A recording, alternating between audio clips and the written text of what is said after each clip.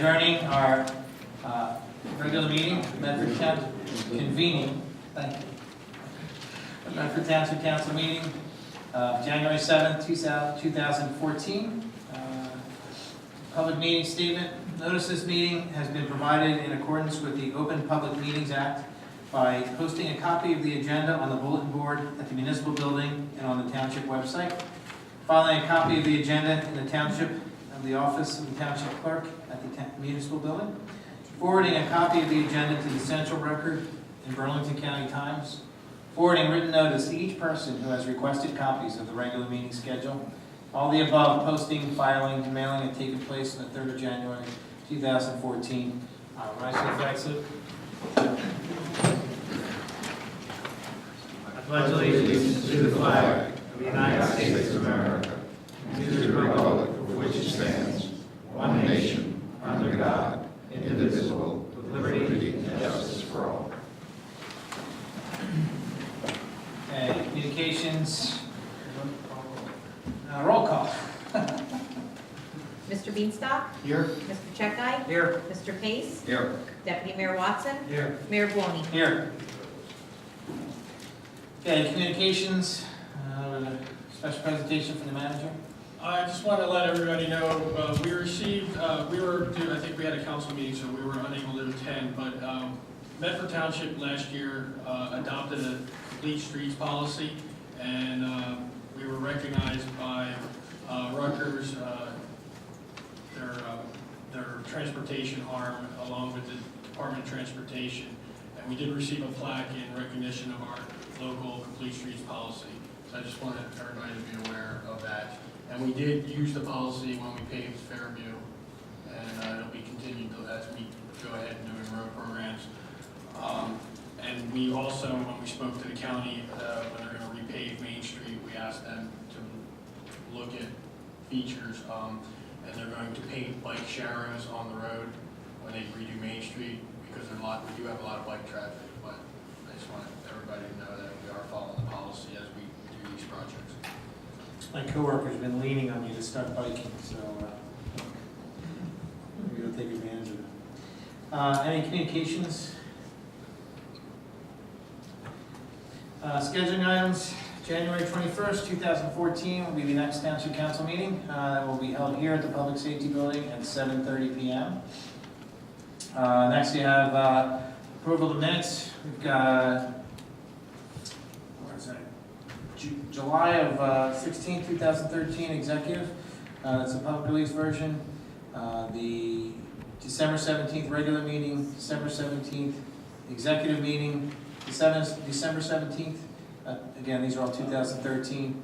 The public release version, the December 23rd regular meeting minutes, the December 23rd executive meeting minutes, and also the December 23rd executive public release version of the meeting minutes. And just to remind people that, as we are able to release our executive session meeting minutes, we do. So we want to try and get all of our things out in the public as quickly as possible. So the public version will have some items redacted as soon as it's appropriate to release to the public, they will be released to the public. Can I get a motion? First of all, does everyone have a chance to review the meetings? Are there any comments or changes? Okay, get a motion to approve? So moved. Second. Thank you, Jeff. Thank you, Frank. All in favor? Aye. All opposed? Manager's report. Thank you, Mayor. First, just to advise the status of the LEAD program, we are about as of the report last week, we're 75% through Zone 4, and we still have Zones 5 and 1 to do before going back to 2 and 3. We obviously have been delayed with some of the weather patterns over the last few weeks, but as crews will be getting out. Also in that time frame, we did demo a piece of equipment called the Predator. It was a one-arm operation that also compacts, some of the feedback was positive. There's some things we have concerns about. It has to be housed. If it gets any kind of dampness and cold weather, the compaction part freezes up, so it's got to be housed before it can come back out. It's a one-man operation, but if you have some frozen leaves, it can be a 2-man, which is still less than what we have out now with our current crews. We have 3 to 4-man crews right now. So we're going to, finalize the evaluation and decide how we're going to move forward and try to utilize some investment in technology to offset the manpower issues. Just to be clear, because I did get an email from a resident who compared us to some private work, that crew is half private. We do supplement with private outsourced staffing. So if you're going to compare us, make sure you understand you are comparing us to apples and not saying because we're a public entity and things of that nature. So that our operators are driving, and then we have other, we have outsourced temporary employees helping with the collection of those rules. Any questions on the leave program? No, I was on my way to the Eagles game, and I said out loud, I'm so glad we're ahead of schedule with the leaves. I think that's when they get into the snow. That's all right. So I do want to comment on it, though, just because of the fact that we were ahead of schedule up to that point. I mean, we've had a lot more efficiency with regards to how they, with the benchmarking program. Up We should comment on until that. the first snowstorm, we were operating 4 pieces of equipment, which was more than they had run in the last couple of years. We have 5, we can keep 1 in reserve in case one breaks down. Then we had the snow events hit, and then the holidays with some staffing off. Right. When you have 10 people and you have a couple, 2-3 people out, it minimizes what you're able to do. And I'll get a little more into the manpower when we talk about snow, so people have a perspective of what we're dealing with there. I had an email from a resident today who lives in Zone 2 on Carroll River Road, and she said that she was asking actually if we could sort of speed things up to get back to Zone 2, because she said her road, in fact, I guess her neighbors had piled all their leaves in the roadway, and that roadway isn't a wide roadway anyway. And she said that it's basically 1 lane of travel there, so perhaps it might be worthwhile to maybe take a ride over there and see what's happening. That's fine. I remind people, the ordinance states that the leaves are to be curbside or along the gutter line, not in the street. And we did go into one neighborhood and the police went door to door because they had the whole lane of traffic blocked off. We're not a market provider. We move as fast as we can and get what we can, and it is slow going. We collect 13,000 to 15,000 cubic yards of leaves annually. We collect an awful lot of leaves, and but we'll check that out. Any other questions? No? No, actually, I did get to see the unit in operation, and aside from the overall length, I think we're headed in the right direction. Yeah, it is a long piece of equipment. It will not get into certain areas, but again, this is not going to take over what we already are using. Is to try to get more resources out there with what manpower we have and continuing with the supplemental staff. And the thing about it that I like is, it relies heavily on automation, so it's more efficiency with less. I mean, the question is the durability of it. I mean, it sounds like you're explaining it's a little temperamental with moisture. Yeah, there are some towns up North Jersey that I've gotten specs from that use these types of equipment. So as we're doing our due diligence, we'll continue to ask questions, before we decide to put a spec together. But I mean, it's really only a cold issue. Yes, once they brought it in and it thawed, and they got it go, and once it thawed, not, I mean, if there's the a leak. moisture in the air, it went out and performed. Right. So, yeah, it has to be housed at night. Leaves presumably you're going to be picking up are wet. Right. And you gotta presume But they're the wet. video I shared with council, in the past, with our equipment, it had great difficulty picking up those frozen leaves. And you saw that thing, Yeah, it was chilling. it was moving pretty good, so. Okay, as far as snow operations, look, I apologize, I've been saying it since 2011. As we diminished the number of people we had, snow would be slow going. But I want to put it into perspective because some of the complaints we got compared us to Evesham. And again, if you're going to compare, especially with me, compare apples to apples. We have 225 road miles in Medford.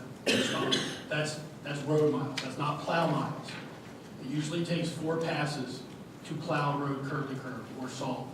So you're looking at 1,000, upwards of 1,000, give or take, that's an average, miles of plowing going on. We have 12 people, 10 labor in our labor pool plus supervisors. And then at the current time, we had 3 per diem. We have 4 that we have applications for, so we're trying to get more bodies. We need bodies, we have equipment. So if you, again, in comparison, Evesham Township has 36 plow units on 175 road miles. So they have 50 less miles and almost 4 times the number of people we have. That's in a nutshell. Again, I apologize. Crews were out from 3 a.m. Friday morning, and they worked until 5 o'clock Sunday night. At the Friday, all 10 units were out, but over the weekend, we had, because of DOT regulations, we have to send people home for safety and rest. That diminishes the amount of people we have still going, so you're not going to have all 10 going at the same time. Our hope is through per diems and some other methods we're looking at is to have the like number of bodies. So in other words, if we can get 7 to 10 more per diems, when those guys come in, the per diems get on and go for 16 hours while our crews are resting, and we just keep them moving.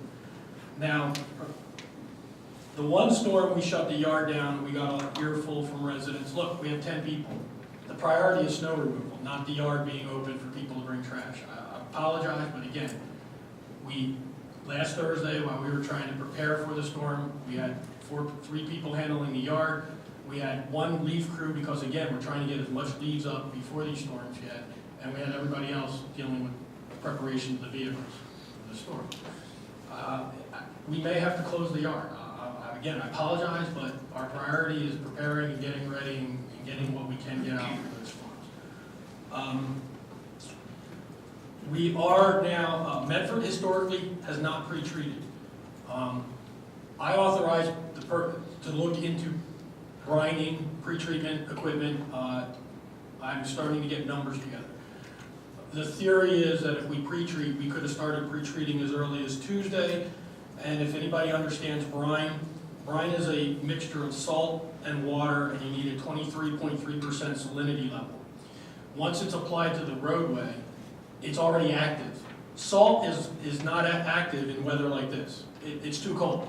There's no chemical reaction going on. Salt is not for traction. We get a lot of people calling. Salt is not a traction for traction. It is a chemical agent to get under the snow and break it down and keep it mushy. So the thought process is that because of our priority, we hit all our main roads that we're required to do, our collector roads, and then we get into the neighborhoods. And I know people in cul-de-sacs don't like that, but the theory is, and it's pretty much across the board, if you had to get from the cul-de-sac to a collector road in your neighborhood, which the collector road would be at least passable to get you to a county and/or state highway system to get out. The problem we're having in Medford, the county roads were terrible, and it wasn't just Medford.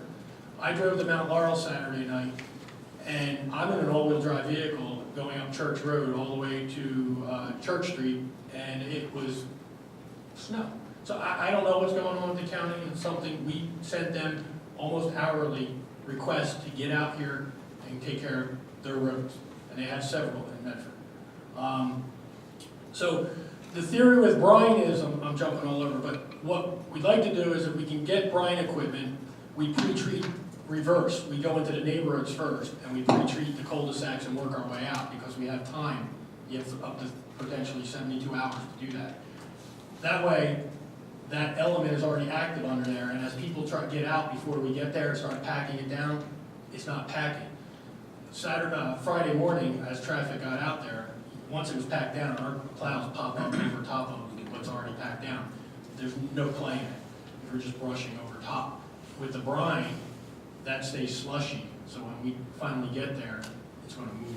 Well, it stays slushy, assuming the temperature. Yeah, but again, it's already liquid, and it soaks into the cracks, so it's already putting a seal kind of between the pavement and whatever's going to come on top of it. So we're trying again to use technology, given our staffing levels. It's only we only got a handful of complaints. I'm sure there are other people not happy. But at the end of the day, every person who complained that they couldn't get anywhere, they got to wherever they were going. Because I heard we went to Evesham, to Clementon, to this town, to that town. Okay, you were able to get out. I was able to get out. It may, and my theory is, and people might not like this, we live in a society that wants to go 50 and a 25 all the time. And on a snowstorm, you might have to go 10. The amount of money we spend, and we're watching the weather patterns too. Again, a lot of people don't, we're watching what's going to happen Sunday night into Monday. And we're out there putting money down, salt, knowing that it's all going to wash away in a couple hours, a few hours. It's a lot of variables. You could get a snowfall. Mr. Beanstalk did ask me what was different about the 9 inches a few weeks ago. The type of snow you get. In a former town, we moved 30 inches of snow a lot quicker than a 9-inch storm one time because the 9-inch storm had 4 times the water volume. It was a wet snow. It's harder to push. So you got these variables. It's frustrating, I know, but we're still trying to figure this out, and we're going to do the best we can. Well, in this case, the temperature drops so quickly, you don't just turn the ice. Yeah. I think the brining equipment is a worthwhile, something we should look into, absolutely. I've already looked into it, and I will touch base on that with council at another point, but we're also in transition of a public works director. And there's a reason, I'm pushing that, I'll just, without getting into personnel issues, I'm pushing to get the person we've identified as the replacement on board. Because, we need to take Medford, as you said, we turn the page. Now it's time to invest time and effort in public works. The biggest complaint we get are our public works services, which took a hit just like everybody else had.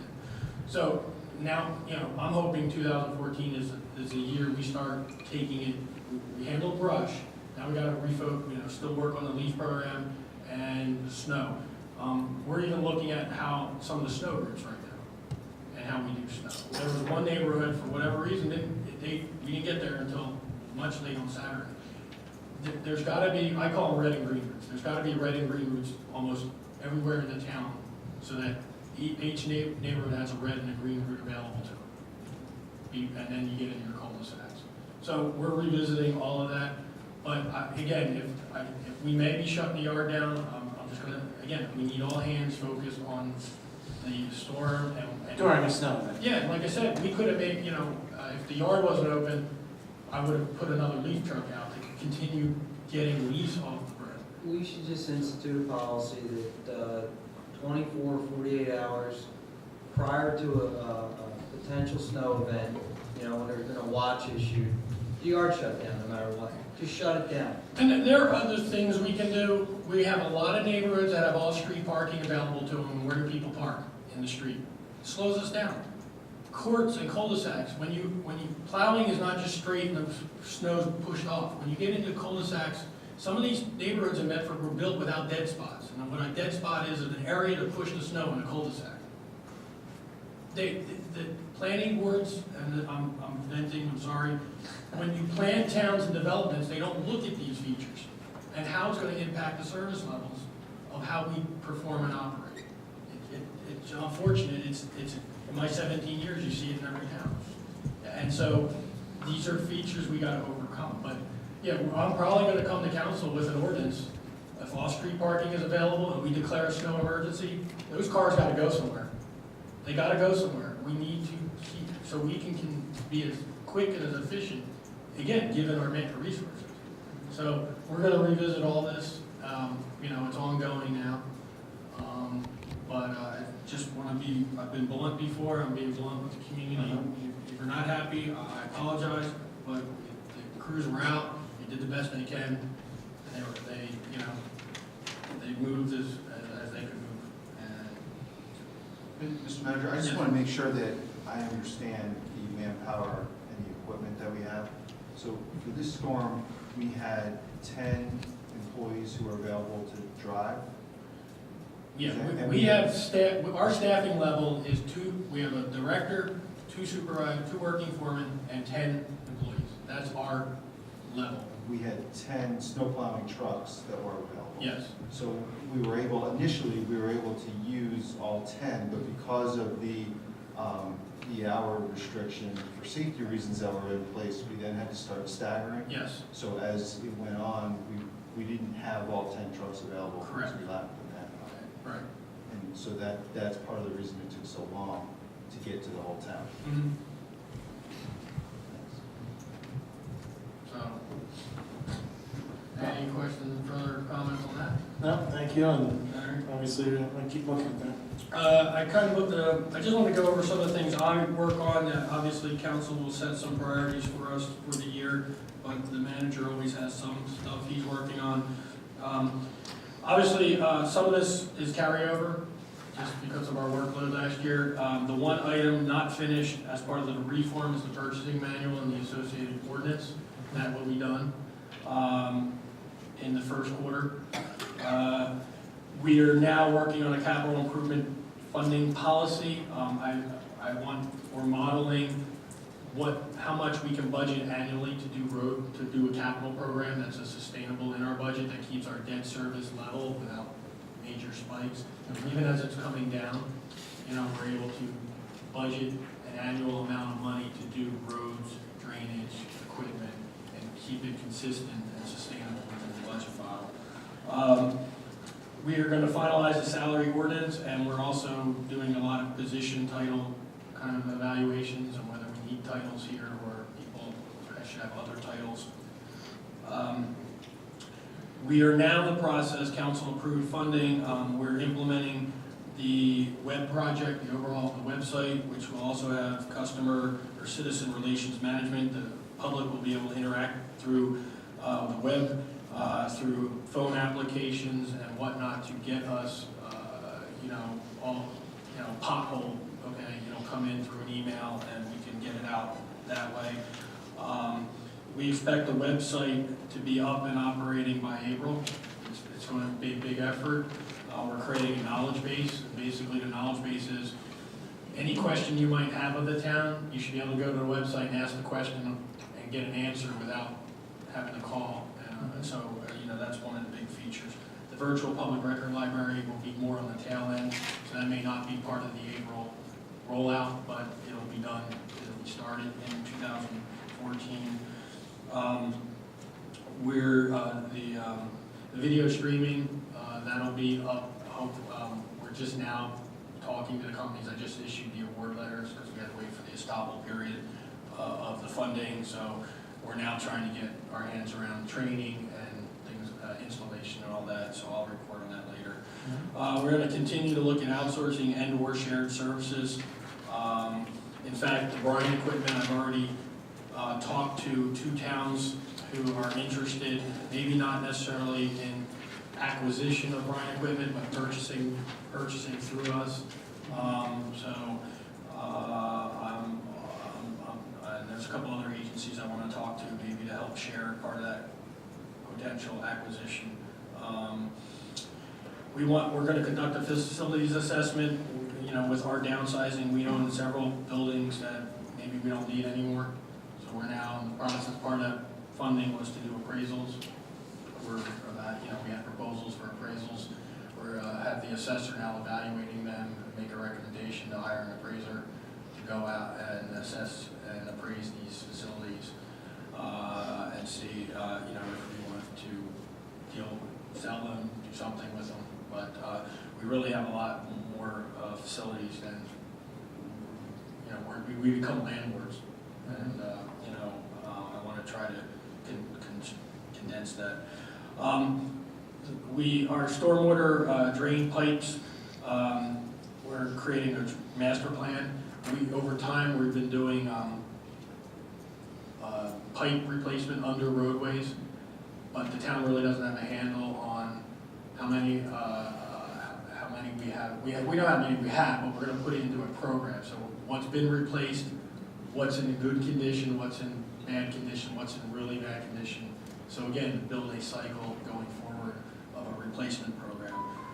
We're also going to get to do that with the roads eventually. Roads, obviously we have 225 miles of roads that we're going to have to figure out. Some of the roads are getting towards the end of their life cycle, and we have to figure out how we're going to pave them. We have to do storm drain fixture replacements. Under New Jersey law, all the storm drains have a fixture identifying them under the stormwater program. They were previously painted, the paint has faded. We're now going to the adhesive one. There's 3,500 of these in the town, and it's gonna be a 3-year program. We're gonna try to do a little over 1,000 a year. We're probably gonna reach out to scout groups and other groups. A lot of towns do that. They go out and get volunteers to go around just to fix onto the storm drains. So that's a program we're putting ahead. Talked about website. I unveiled a reorganization plan last year.